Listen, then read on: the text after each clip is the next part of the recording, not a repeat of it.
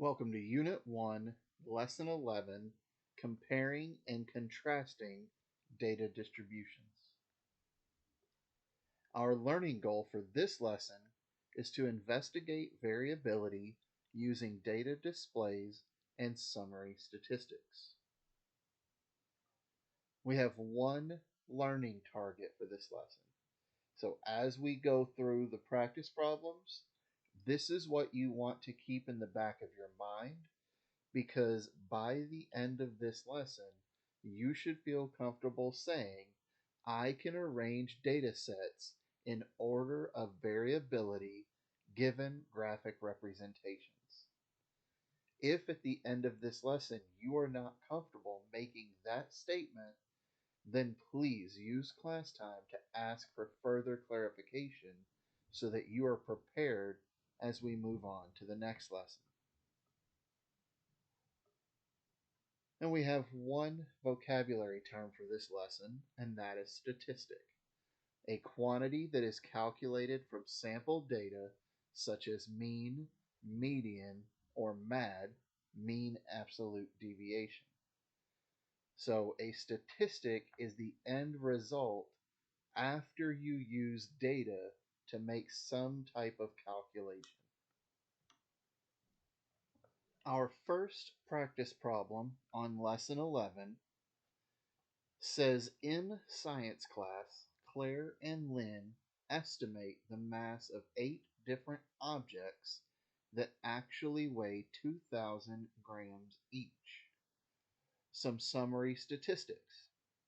Claire has a mean of 2,000 grams, a mean absolute deviation of 275 grams, a median of 2,000 grams, and an IQR of 500 grams. Lynn has a mean of 2,000 grams, a mean absolute deviation of 225 grams, a median of 1,950 grams, and an IQR of 350 grams. Which student was better at estimating the mass of the objects? Explain your reasoning. So we need to look at what they're actually asking us. They want to know which student was better at estimating. So what we want to know is whose results were closer to the actual amount. Now Claire has a mean that was right on target and a median that was also right on target, and Lynn had a mean that was right on target and a median that was a little bit under target. But we're not looking for the measure of center. We want the measures of variability.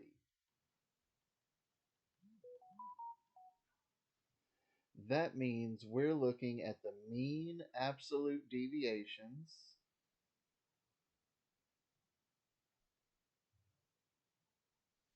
and we're looking at the interquartile ranges.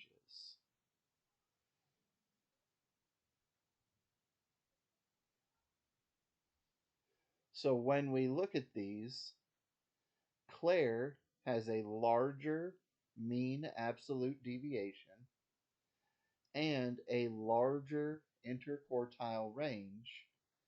Therefore, Claire's answers are spread out farther from the actual result.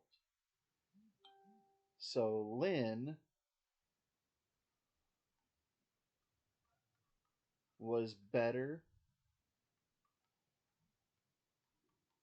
at estimating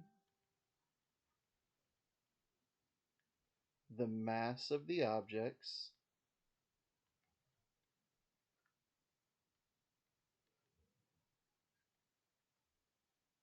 because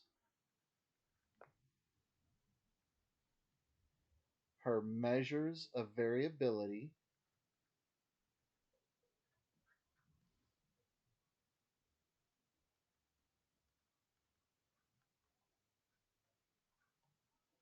are smaller,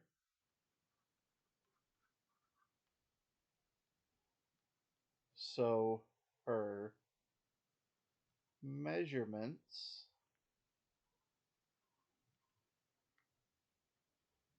are closer. A smaller mean absolute deviation or a smaller interquartile range means you are closer to the actual answer. A larger mean absolute deviation or a larger interquartile range means you are further away from the actual answer.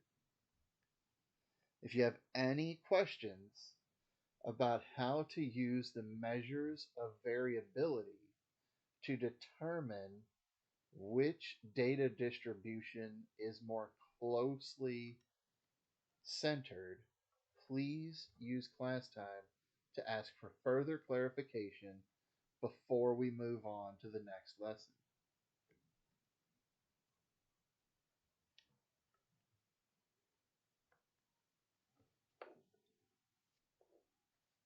Our next practice problem: a reporter counts the number of times a politician talks about jobs in their campaign speeches. What is the mean absolute deviation of the data represented in the dot plot? So when we are trying to calculate the mean absolute deviation, we have three steps. First, calculate the mean. Number two,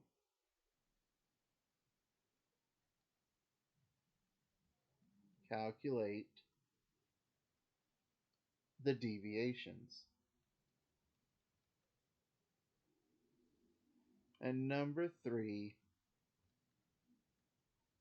calculate the mean of the deviations.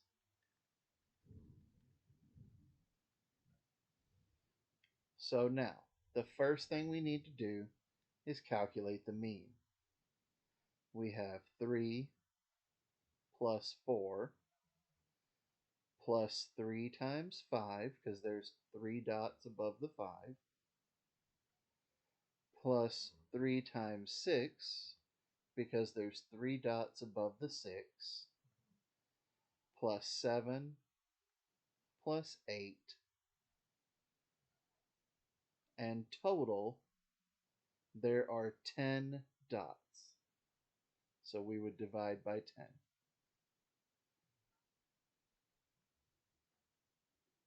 3 times 5 is 15. 3 times 6 is 18.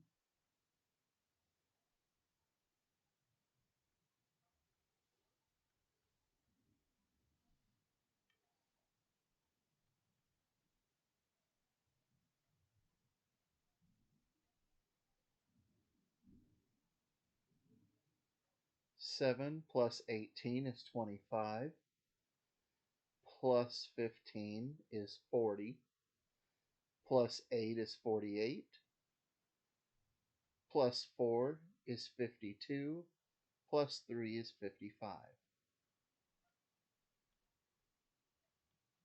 And 55 divided by 10 is 5.5. So the mean is 5.5.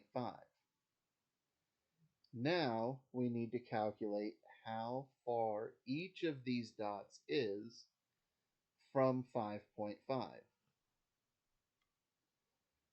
So 3 would be 2.5, 4 would be 1.5, 5 would be 0.5, 6 is also 0.5 away from 5.5, 7 is 1.5, and 8 is 2.5. So now we need to calculate the mean of the deviations.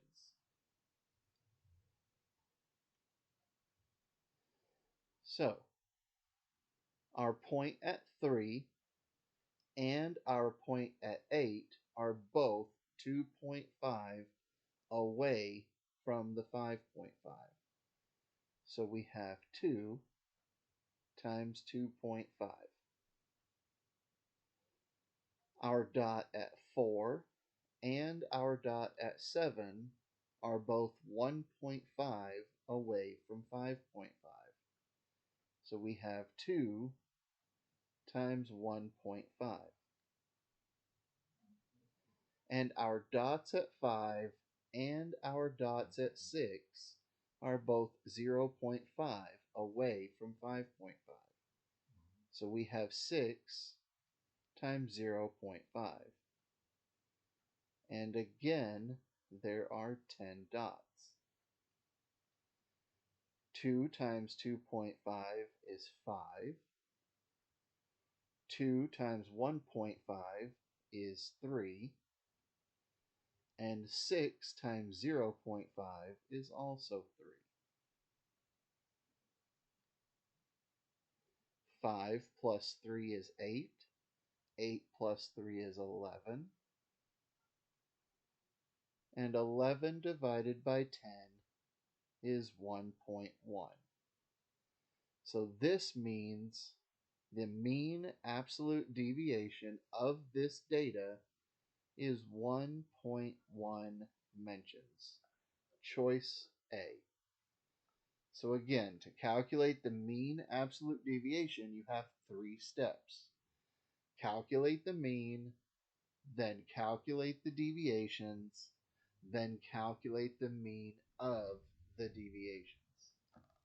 If you have any questions about how to do this, please use class time to ask for further clarification before we move on to the next lesson so that you are prepared.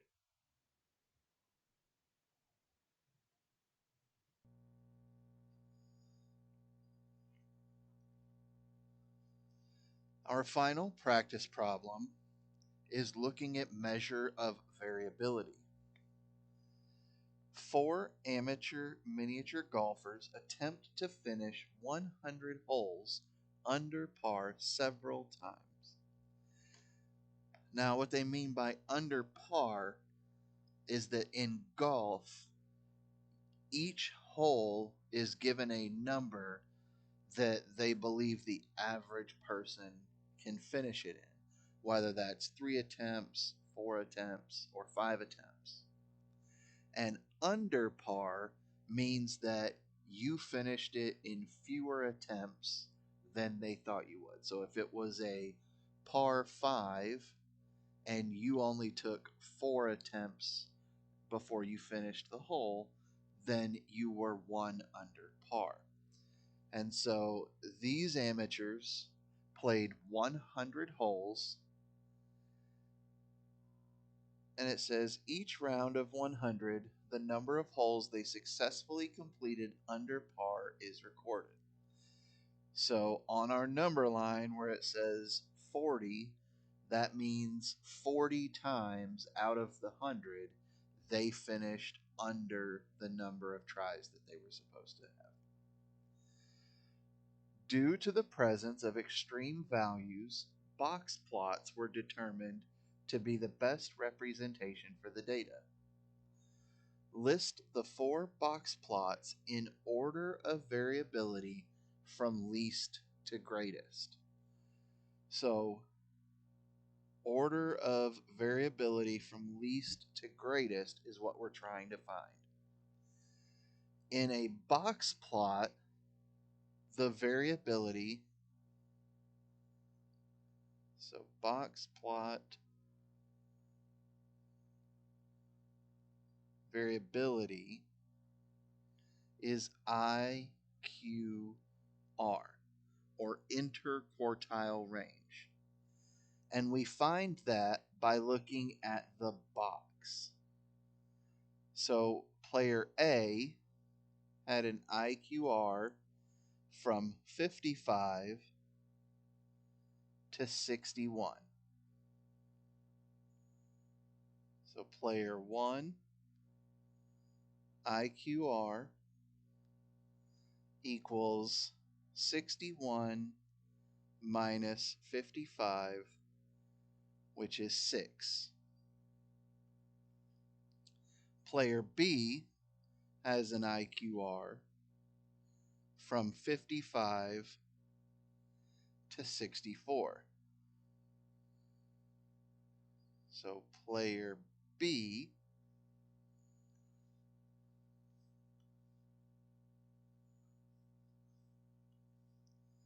has an IQR. We take the larger one, 64, and we subtract the smaller one, 55. And this is an IQR of 9. Player C, their box starts at 55 and ends at 58. So player C, IQR, equals the right side of the box, which is 58, minus the left side of the box, which is 55, and that's an IQR of 3. And player D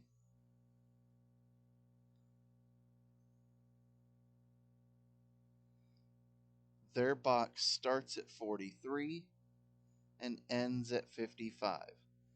So to find their IQR, we take the right side, which is 55, and we subtract the left side, which is 43.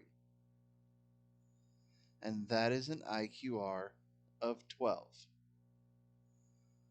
So, in order from least to greatest is player C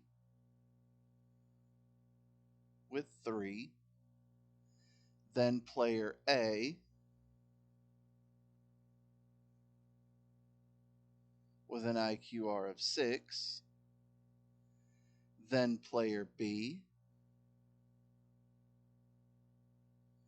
with an IQR of 9,